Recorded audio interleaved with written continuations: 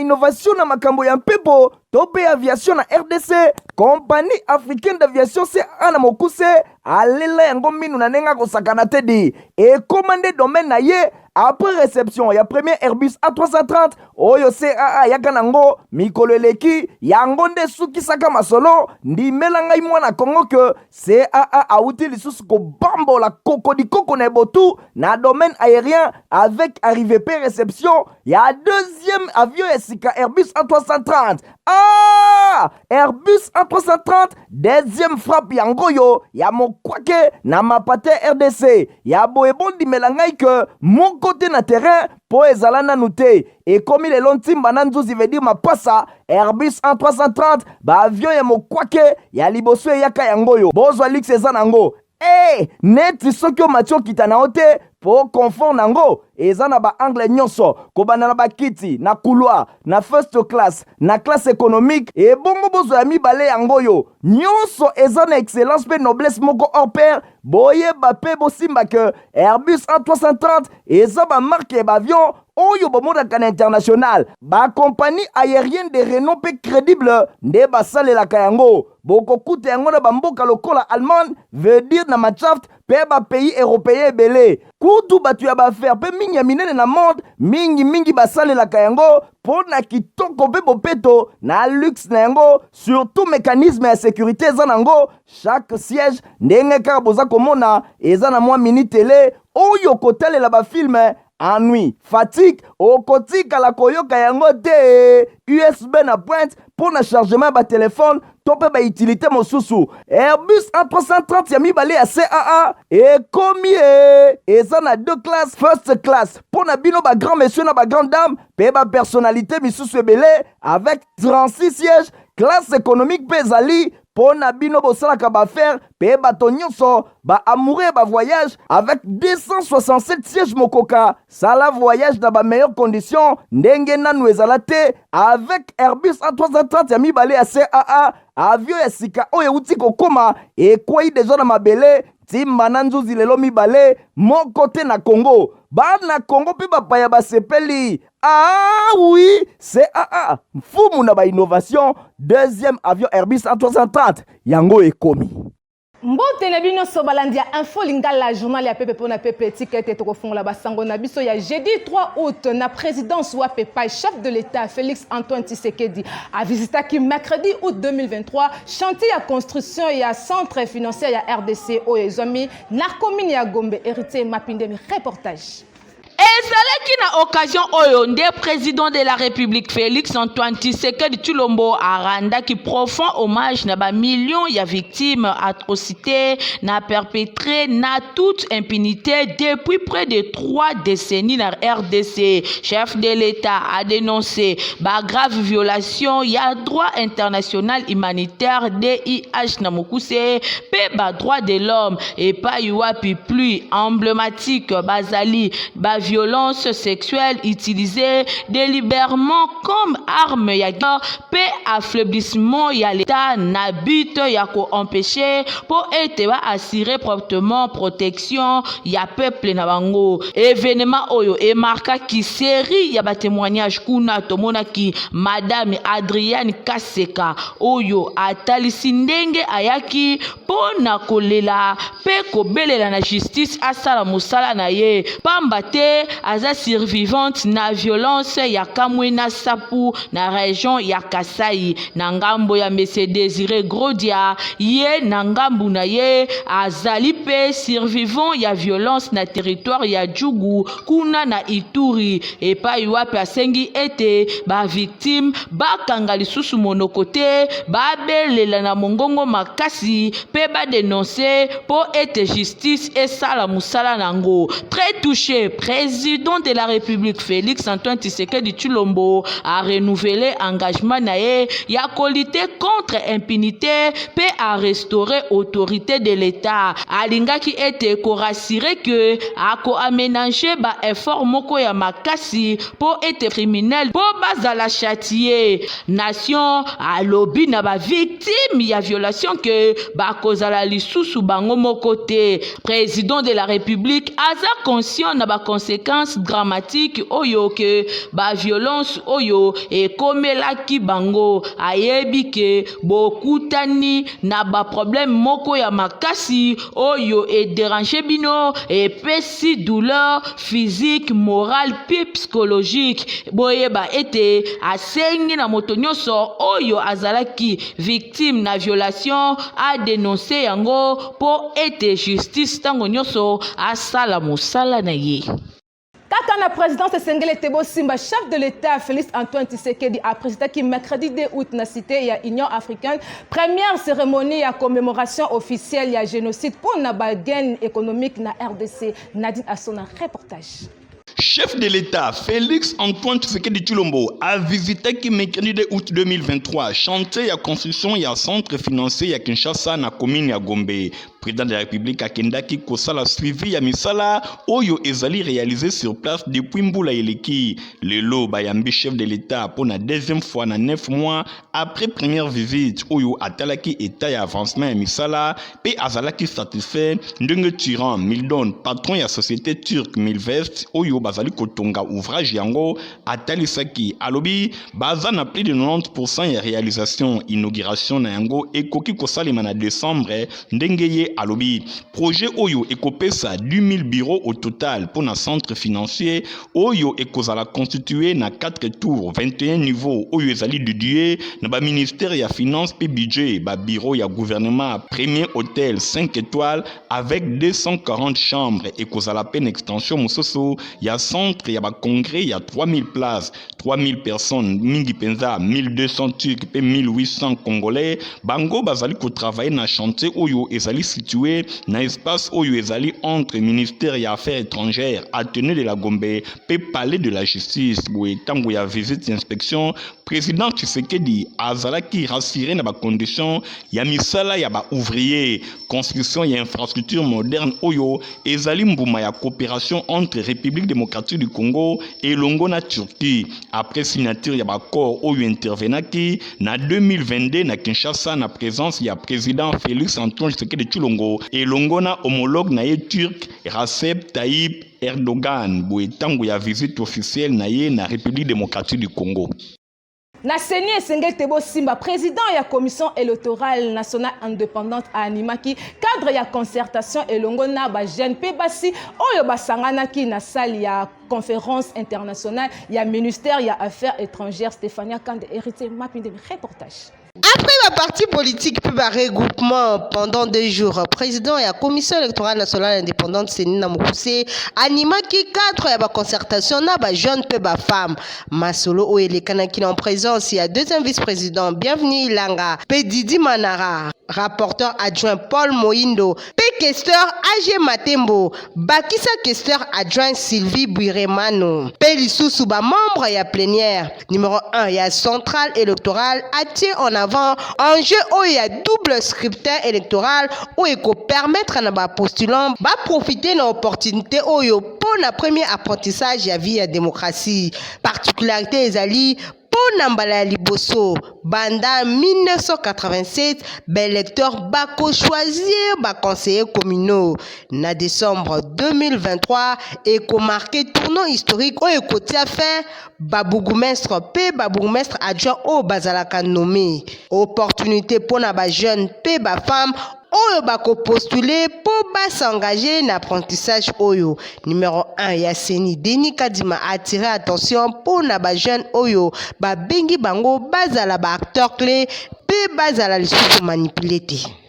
Na francophonie et Sengele Tebo Simba pour na ba 9e jour ya francophonie mercredi 2 août Congo Brazzaville azalaki éliminé liboso ya Liban na site ya gymnase ya stade de martyrs Stéphania Kande héritier Mapindemi.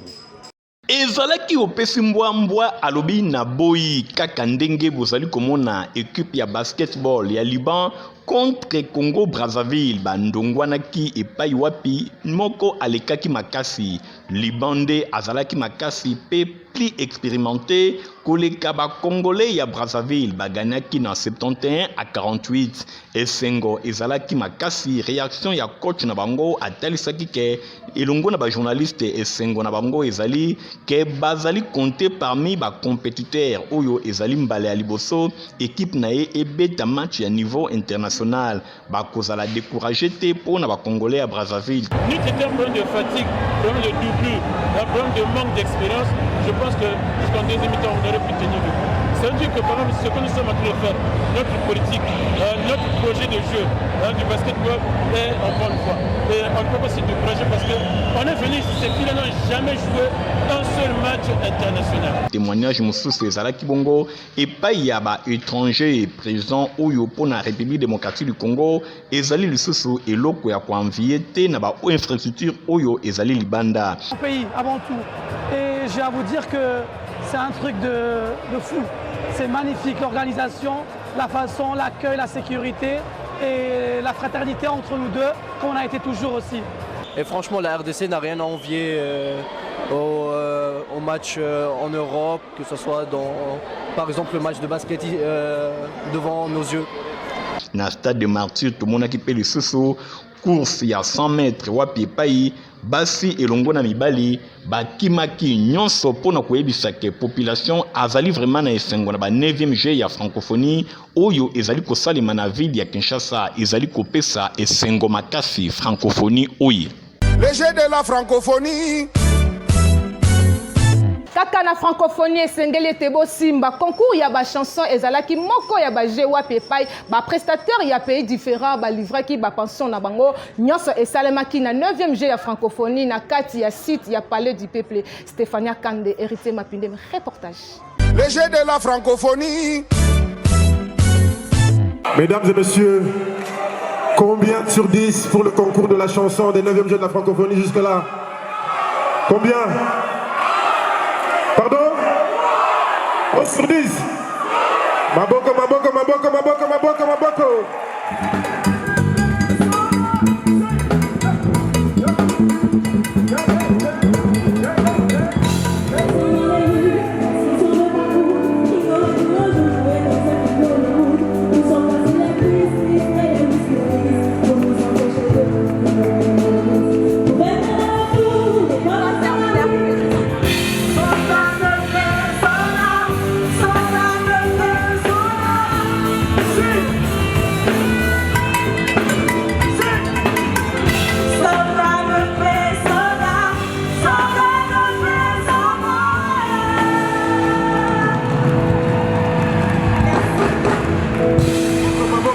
Maboko makasi. Le 9e jeu de la francophonie.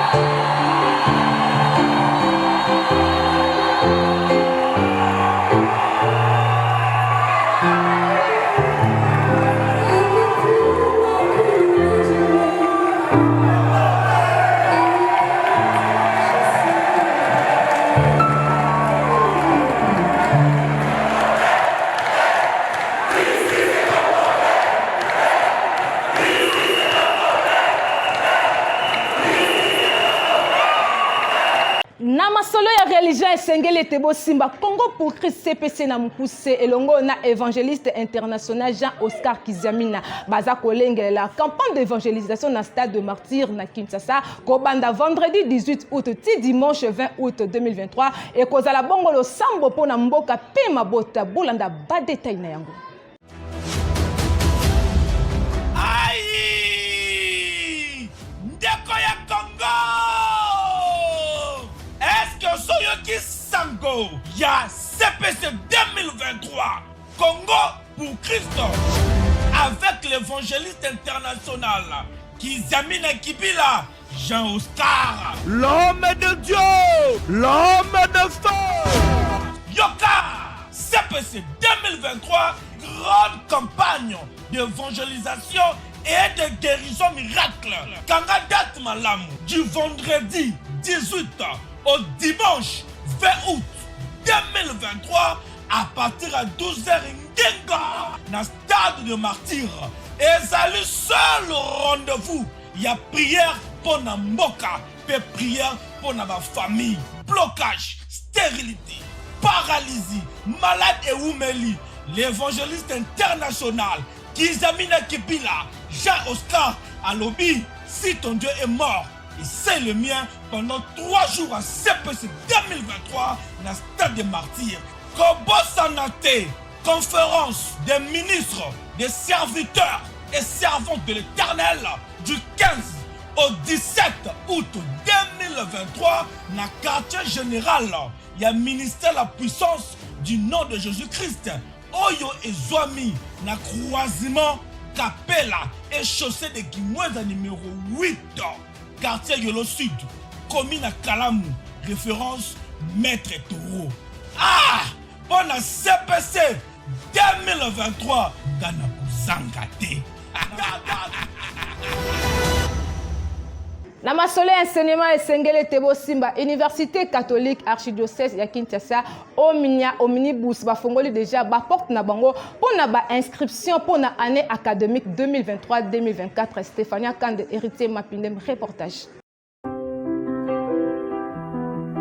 Chers parents, chers finalistes ya secondaire P humanité, chers étudiants bino nyonso oyo bolinga formation universitaire sango malamu oyo ezali nde pona bino yoka Université ya archidiocèse ya Kinshasa, Université catholique Omnia Omnibus bafongoli déjà ba porte na bango pona ba inscription académique 2023-2024 pona ba faculté oyo faculté de gestion, management et développement, faculté de sciences de bio-ingénieurs, faculté de sciences et techniques, faculté de sciences informatiques, faculté de sciences de l'information et de la communication, faculté de théologie, faculté de philosophie et histoire, faculté de santé publique, faculté de sciences politiques et bonne gouvernance, faculté de droit. Bokoki koleka na basit na bango oyo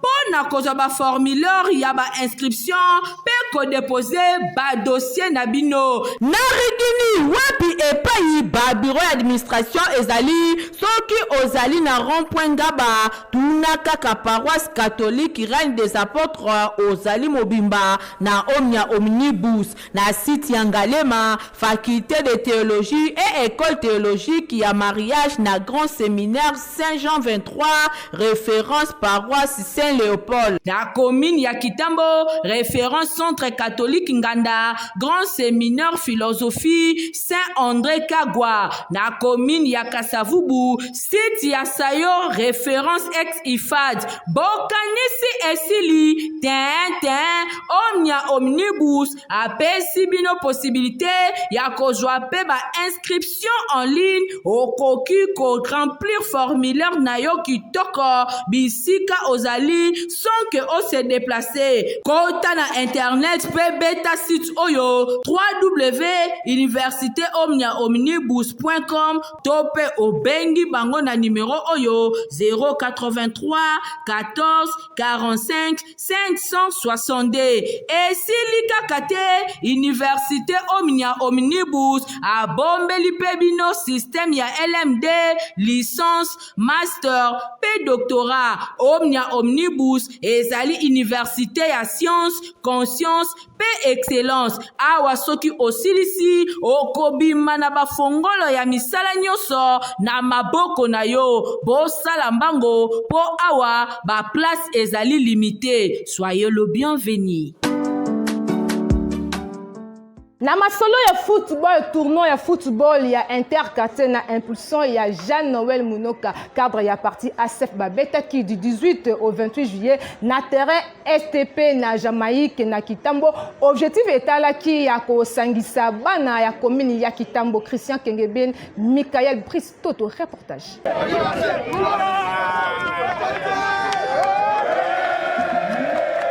Lancement ya mobange na tournoi interquartier ya commune Kintembo organisé par les amis de Jean-Noël Munyoka et salemaki avec impact pe idéologie na ndenge kosakana te awa na stade Vélodrome sous la bénédiction ya Yemoko moto babengaka le bâton de Moïse mwana mboka Jean-Noël Munyoka bosimba pe boyeba ke azwaki maloba liboso pour na kotelisa ba équipe nyonso vision na ya ko unir Kintambo. Objectif ultime ya tournoi oyo ezalaki ya ko former équipe se moko ekuba na suka ya nyonso. Bosimba ke 8 quartier mokoka nde e participaki na tournoi oyo. Kanluka, Wenze, Kilimani, Nganda, Itimbiri, Lisala, Chinkela pe Salongo. Match d'ouverture et bandakate bandi avant délocalisation à tournoi vers terrain STP na Jamaïque et opposaki Kanluka contre Chinkela pe Kilimani contre Nganda. Jean-Noël Munyoka Yemoko, les bâtons de Moïse Bobengaye a pesaki coup d'envoi.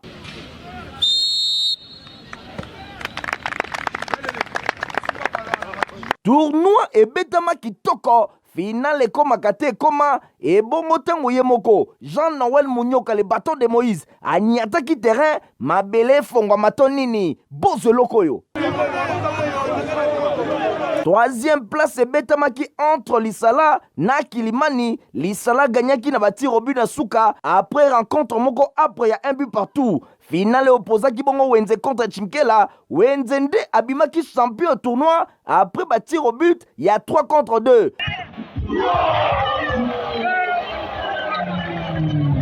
Boyoka satisfaction ya moko ba natif ya Kitambo. Ezali pe malamu ya kozala na mutu oyo azali nanu na souci ya ba jeune. Neti tozomona papa John Munyoka Kombela Jean-Noël. Tokotala mutu oyo tokoki kotia ezala na lukunga. Mais papa John Munyoka Kombela mais papa journaliste, c'est l'homme qu'il fallait à la place qu'il faut. Yemoko le bâton de Moïse Jean-Noël Munyoka alelisa ki lokole. Impression nanga liboso ezali esengo. Ezali vraiment sentiment esengo. Kota te bandeko o tozala na ba mikolo nyonso ba kobi ko se manifester parce que basenga ingango bazalaki na besoin to sala bango eloko moko ekosangisa ba quartier nyonso to ya Kitambo. Kitambo eza na 8 quartiers. Tous les 8 quartiers à Kitambo basanganaki na nzela ya masano tukute kosala. Mais na lingi yambo penza na pesa merci na Polo Nzambe d'abord parce que omoni biso toza ba Kristo. Tokoki kosala eloko te esalema pe esila soki Nzambe alingi te. So otali angume ezali na quartier oui tokobenga ngo eza mobulu na ezali esengo ezali kati ya bana kati ya bandeko na biso. Mais Nzambe atiaki loboko kati na bango po ete mutu azoka te po ete mutu akufa te. Donc na rotondo Nzambe wana botondi ya mibale nalingi napesa merci na mokonzi ya mboka Fachi Beton. Nalingi napesa ye merci pona impulsion azali kosala kati na biso kati na mboka na biso soki ye azwaki mokano ya koorganize ba élection te mbele o esalami elingai pe kosalema te. Biso tozo soutenir ye tozo sima mokonzi ya mboka tozolanda ba directive pe ba orientation na ye. So dans la carte partie na biso, tout dans la ACF, Alliance pour un Congo fort. Partie na biso, sur tali malamu, au moment que nous sommes d'abord au préalable, nous sommes proches des jeunes. Tolingi, toye bisa, to la kisa na ba jeune na biso que l'impossible n'existe pas. L'impossible n'existe pas. Tobo tamarabiso ban son la chance ndenge moko, penzamba pe sarabiso grâce ndenge moko. L'impossible n'existe pas. Yango moni biso to koti na domaine ya entrepreneuriat. So vous allez à Otalia au mona biso to akati na entreprise na biso. Nous employons les jeunes pour na ko lakisa bango ete il y a moyen de faire quelque chose dans la vie. Et sengeli ka ate aux na licence, et sengeli ka ate aux na doctorat, tout le monde est utile. Tout le monde est utile. Yango wana musala biso tozo sala. ça merci à travers Parti Nabiso Alliance pour un Congo fort, où nous avons besoin des hommes forts pour transmettre les savoir-faire. John Banza Lunda, président national de ACF, na PCMBO Tessika Azali, pour Azolanda Biso vraiment en ligne, na PCMBO Tepona Manso Yazali Kosala pour la organisation à partir de Biso. Bosi bakeba équipe nyonso kobana na troisième ti na première bazwaki basheke kuba epai na ye moko les bâtons de Moïse Jean-Noël Mounyoka bosi mbaki azape cadre na parti Alliance pour un Congo fort ACF na mokuse parti chéri honorable John Banza Lunda oyo tomonaki sur place ba cadre nango bazalaki ona pona ko accompagner bango Jean-Noël Mounyoka les bâtons de Moïse lukunga na maboko na ye.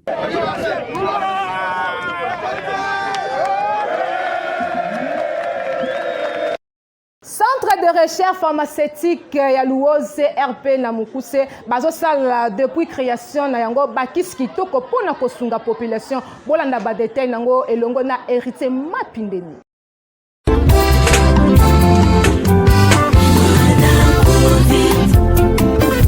Kisi tonanguya yangonde na RDC kosilisa coronavirus batata babiki na coronavirus bamama babiki na bokonoyo bilenge pe bana tosalela mana covid. Et seulement depuis le 19 décembre 1980, et pas fondateur Nayango, maître Étienne Flaubert Batangu Mpesa, Oyo Azalaki pharmacien munene ezali bongo centre de recherche pharmaceutique ya Luozi CRPL na Mokuse Oyo ezwami territoire ya Luozi na province ya Congo central.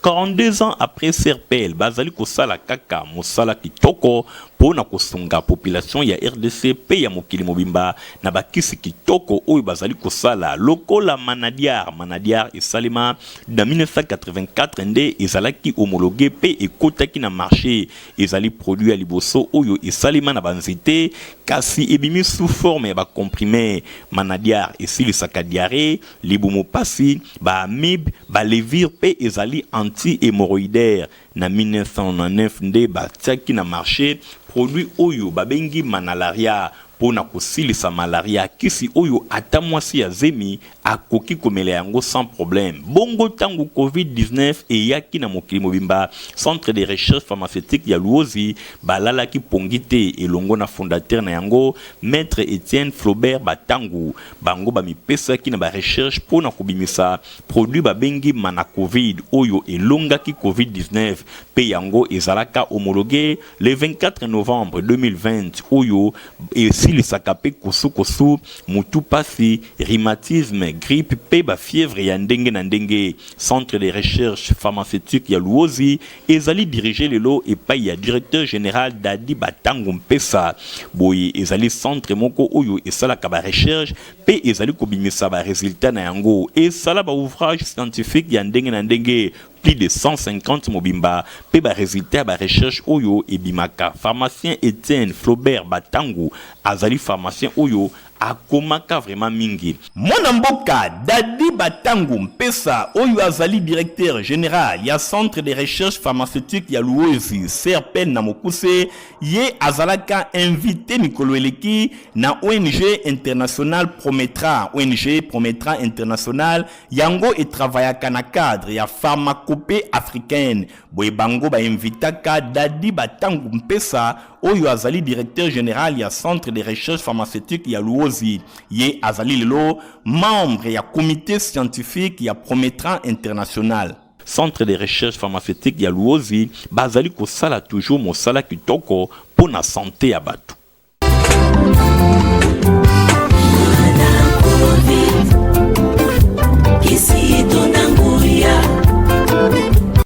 bozalaki ebele mpona kolanda info lingala journal ya pepe mpona pepe yango ekomi na suka soki bosepelaki nango bopesa merci mingi na Francis Masia oyo azalaki bongo na nsima ya caméra concours rédactionnel esimbamaki na Nadine Asona azalaki bongo accompagné na Riti Kindu. Info lingala ezalaka supervisé na Héritier Mapindemi na su ya coordination ya Stéphania Kandenga na bino tokutani mikolo ezali koya au revoir.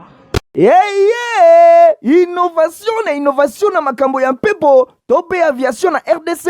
Compagnie africaine d'aviation CAA na mokuse alela yango minu na nenga kosakana te di ekomande domaine na ye après réception ya premier Airbus A330 oyo CAA yaka nango mikolo eleki yango nde sukisaka masolo ndimela ngai mwana Kongo ke CAA auti lisusu kobambola koko na ebotu na domaine aérien avec arrivée pe réception ya deuxième avion ya sika Airbus A330.